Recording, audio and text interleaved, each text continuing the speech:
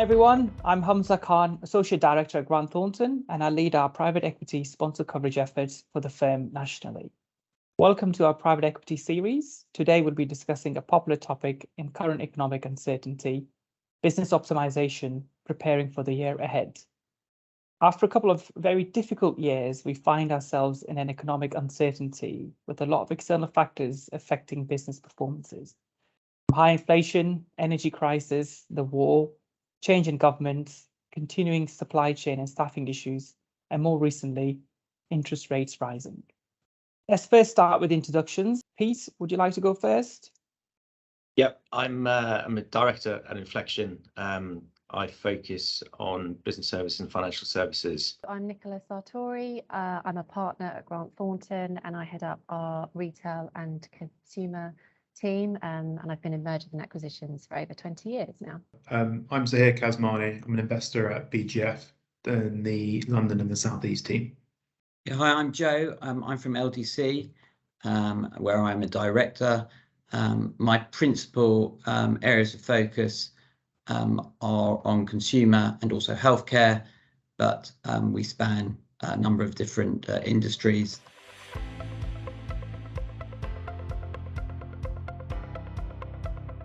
Time for us to set the scene and open the discussion. Pete, we'll start with you first. In the face of an economic downturn, an uncertainty, and a potential recession looming, what preparation advice have you done with your portfolio businesses for the year ahead?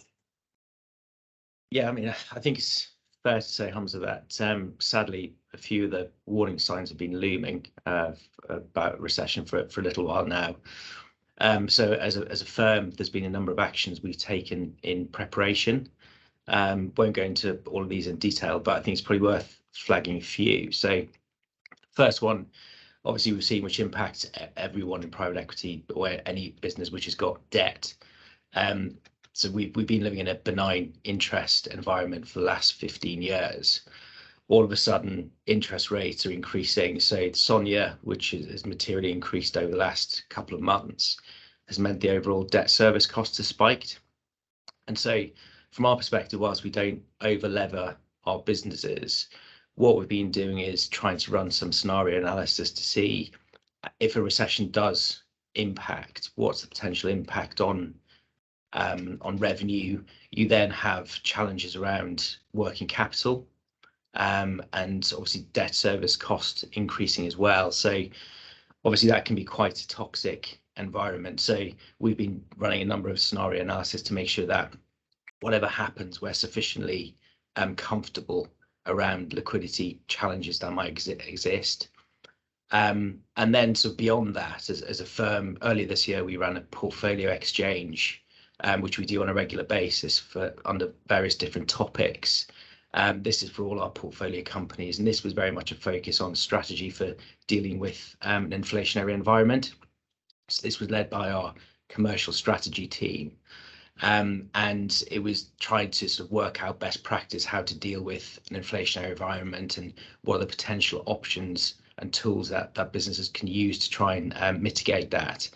So for us, it's a case of we're trying to ensure that each of our businesses is sort of as best placed and capitalized as it could be to deal with sort of the challenges that loom ahead. I think it's fair to say that no one knows what's going to happen. You know, it could be sort of 6 months, could be 12 months, could be longer. I don't quite expect us to be in the same situations we were with the GFC 15 years ago, but I do think there's going to be some choppy waters ahead. Therefore, having your portfolio companies prepared with support of the board and obviously the shareholders in terms of capitalization, then obviously you want to make sure that you've got your portfolio companies the best place they can be. Great. Thanks, Pete. Joe, same for you. In the face of economic downturn and a recession looming. I would. The one thing I would say is, you know, LDC has been going for 40 years. So whilst it's different and every situation is different, this is not our first rodeo when it comes to a potential recession. And the point about often getting private equity investment is that you are there, particularly in the stage where we invest, is what got you here in terms of your high growth won't get you there. And, you know, and what we're partnering with those investments is to help those management teams and their businesses become more robust. That's the people, the systems, and the strategy, and, you know, essentially understand their route to market better. And, you know, before you start an investment, you kind of, you know, you do your forecasts and you put different case scenarios in. But let's be honest, the last few years have shown even your best laid plans, unexpected curveballs can really fly from all directions. You know, there might be people a lot more clever than us, but I don't think probably most people put COVID, you know, war in Ukraine, and then enormous inflationary environment into their forecasts. And therefore, I think from the start, you've got to make sure the partnership that you have is a relationship where there's very honest dialogue, flexibility, and an ability to adapt. And the ability to adapt, much like Pete was saying, was you know, from the strength of having a portfolio, is to be getting those warning signs in early and prepare them ahead of time. Because what you don't want generally is knee-jerk reactions. You want things that are implemented with thought and consideration. And sitting around a board table and giving people to really put that, you know, reprioritize certain things that might have been lower down their priority list in the face of a downturn or, you know, kind of lowering demand and lowering consumer sentiment is really important. I think for us, one of the big things that we've invested in this year, particularly in an inflationary environment, is pricing strategy. So we have a team at LDC called Value Creation Partners, and we brought in a pricing specialist.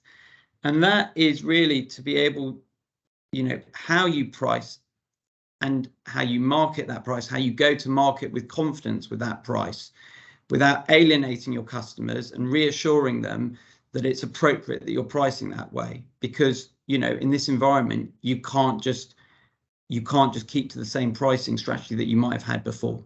So that's probably one of the big changes, or one of the big investments that we've made within the organization, but then obviously invested into our portfolio companies to help them execute that strategy. And Nicola, in the face of an economic downturn and a recession looming, what advice are you giving to our clients to prepare for the year ahead? Yeah, so I think, I mean, echoing to an extent what everyone has said on the call, but I'm conscious that some of the listeners to this won't have yet private equity investment, or might not be having private equity investment. So I think where you've got some really good private equity investors on the board, as everyone around here has said, the key is to be prepared. So I think the advice that we're giving to our clients is really going back to basics. So again, echoing a lot of what's been said, but stress test your model, you know, look at the downside sensitivities, look at how with rising costs and potentially lower demand in the market, you know, you can maintain your competitive advantage, and plan now for navigating around some of the additional challenges that are likely to be coming. I think operationally, you know, look at areas where you can focus on more efficiencies. There are huge amounts of customer data we have now, particularly in the consumer sector, which is where I'm focused. So really ensure that you're leveraging that to the best effect. Look at building your customer loyalty, look at potentially new partnerships you could be entering into.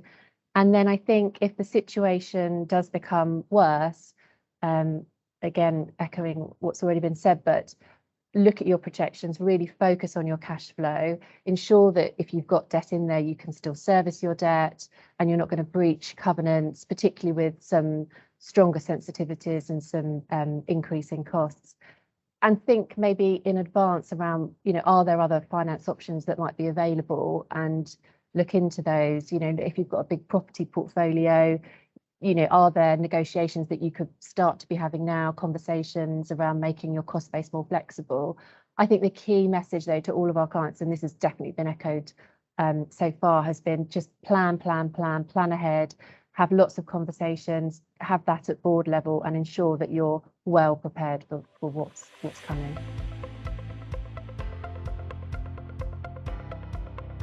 Zahir, what opportunities should businesses look out for in a uncertain economic conditions and a downturn? Yeah, so I think there's a couple of issues that we've kind of touched on this call already, which is kind of growing market share and improving the quality of your offering, demonstrating that ROI to kind of disrupt the status quo. I think that's massively important as a kind of a business as usual kind of operational matter that businesses are able to focus on at this time. I think looking more widely around how businesses can come out of this stronger than the position they went into kind of an uncertain environment. There's a lot to be said about surrounding yourself with talent.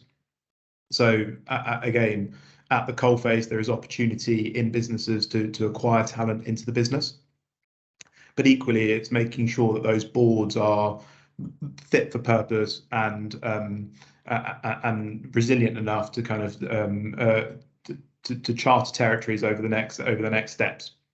So I think there is a real opportunity here for businesses to get the right people on board.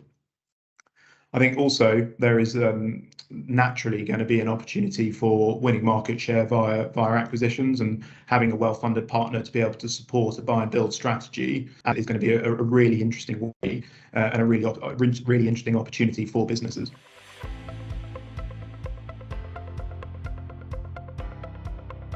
How can businesses be best prepared when coming out of an economic downturn or a recession to capitalize and grow market share with their private equity investment?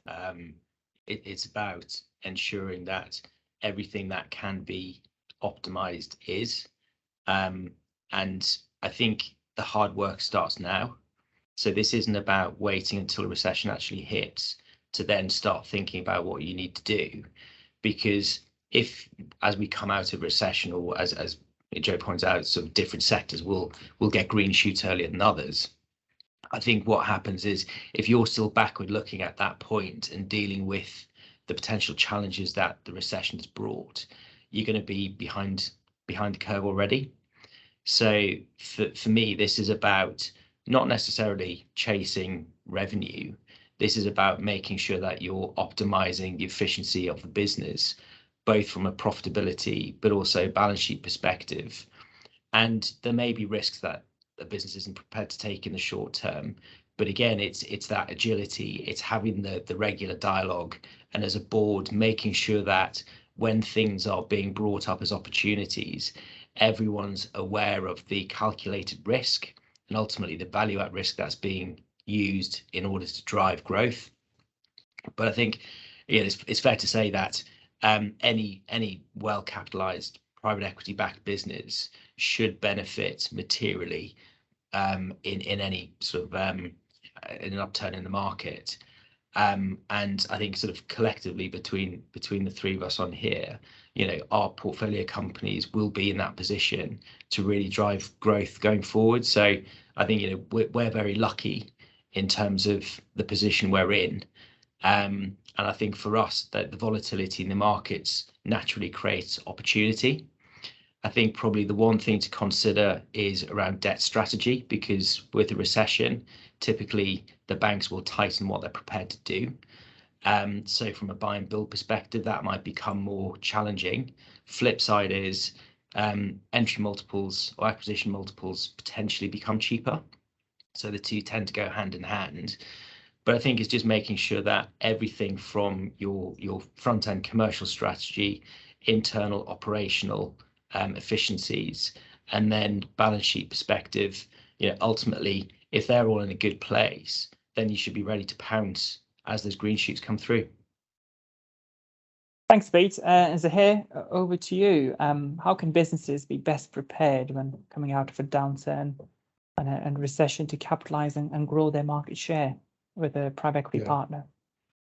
I think if we're in a situation where a business is coming out of a recession, I think by definition it's being able to demonstrate some sort of resilience in a very challenging environment.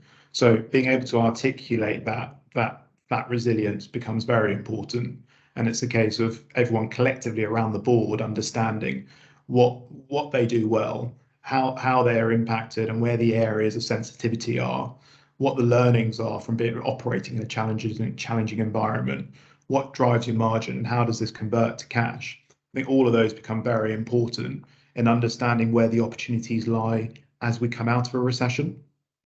I guess specifically there are probably two issues where it's kind of interesting to understand how a business can be well best prepared.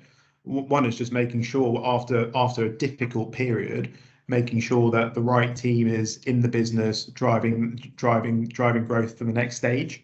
So there might be individuals who are reassessing whether they want to be in the business or taking a step back from their current roles or transitioning into different roles. And succession planning after a difficult period is quite common. And the other one is just very similar to some of the themes that have been mentioned on this call, kind of working with well-capitalized partners and having the flexibility on the sort of post difficulty on being able to invest in people, systems, international expansion and acquisitions as required. Well, Right. something I'd add to that is, or kind of what's been made quite clear is that, great businesses shine brighter in a recession. They really show out, and it's interesting. There is a bit of a follow the herd type movement often in investing. So there'll be lots of people who say, well, we're not investing in consumer anymore. No one's going to do that. But actually, great consumer businesses, which have got a great strategic plan and understand their customers and have a great culture in them, are continuing to perform really well in this environment. And therefore, for example, for us, I want to continue investing in consumer businesses in this environment. It's just clearly the lens needs to be on, do they have something special? Are they offering something unique? And do they do it in a way that is differentiated, i.e. better than the competition? Because if that is the case, they will most likely grow market share and come out of a difficult environment even stronger and better than they were before. They'll also attract the talent coming from those weaker businesses that just don't hold those kind of facets and those kind of characteristics. So I think, definitely not considering some industries no-go areas because they feel more challenged. From our perspective, that's an opportunity for us where other people are just kind of, completely focused on, SaaS businesses or what have you, because ultimately there will be good investments to make in other industries. Great, thanks, Joe. And Nicola, lastly, the same question to you from an advisor's perspective. And how do you think businesses can be best prepared when coming out of a downturn or a recession to capitalize and grow their market share? So I'll just pick up on that point Joe just made, which sort of leads into this, which I think is really important, that good businesses will always shine irrespective of which sector, irrespective of the headwinds. If you go back to your knitting, as it were, and you're really strong in terms of all of your customer proposition and internally how you're dealing with all your data, your employees, your culture is all really strong, then as you're coming out of recession, then that puts you in a really market leading position. I think what I would say is probably a bit more focused towards people who might be listening to this that don't have private equity investment already. And if you're thinking around looking at potentially getting investment, either through this more challenging period or as you're coming out of it, again, I think there's definitely opportunity for equity investment at the moment, which we've seen clearly from responses in the panel. But I would say it's really important to get all your ducks in a row, both now and as you're coming out. So, the business will shine, but make sure there's no reason that, behind the scenes, the back office isn't in line. So ensure that, you do have a robust financial model that's 3 years, it's monthly, it's fully integrated, you've got your P&L, balance sheet and cash flow ready to be sensitized. So you can demonstrate that against current economic headwinds and when things improve. Make sure you're ticking all the other boxes that I know private equity in the main like to see. So are there any gaps in your management team? Do you have the right incentive schemes around your senior management and employees? Have you dealt with all the back office things? So tax issues, are they all dealt with? Have you looked at your purchasing strategy? Supply chain and supplies have been a huge issue over the last couple of years. So have you just reviewed that, what that looks like? Have you got significant reliance on one supplier? If so, are you able to spread that? Have you checked around their financial strength? Just ensuring that all of the elements of your business are really aligned, so that either as you're coming out or even before, if all of those things are in place, that you can go out and look for private equity investment and really present yourself in the best light and get a really successful transaction with a good investor on board.